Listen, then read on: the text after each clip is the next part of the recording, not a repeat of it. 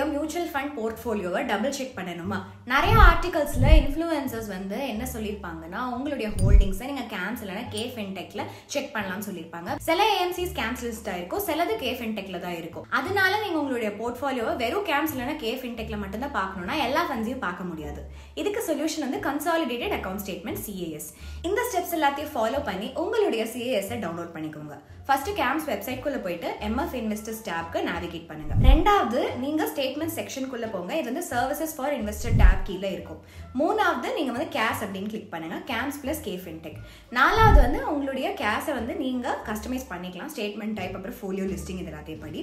Finally நீங்க எல்லா டீடைல்ஸையும் fill பண்ணிட்டு சப்மிட் பட்டன் கிளிக் பண்ணுங்க. உங்களுடைய கேஷ் உங்களுடைய இமெயிலுக்கு டைரக்டா வந்துடும். ஏதாவது ஃபர்தர் கேள்விகள் இருந்தா support@grow.in மறக்காம இமெயில் பண்ணுங்க. எங்களுடைய கஸ்டமர் சப்போர்ட் டீம் 24/7 உங்களுக்கு அவைலபிளா இருப்பாங்க. உங்களுடைய ஃப்ரெண்ட் ஒரு மியூச்சுவல் ஃபண்ட் இன்வெஸ்டரா இருந்தாருன்னா கமெண்ட் செக்ஷன்ல அவரை டாக் பண்ணிருங்க.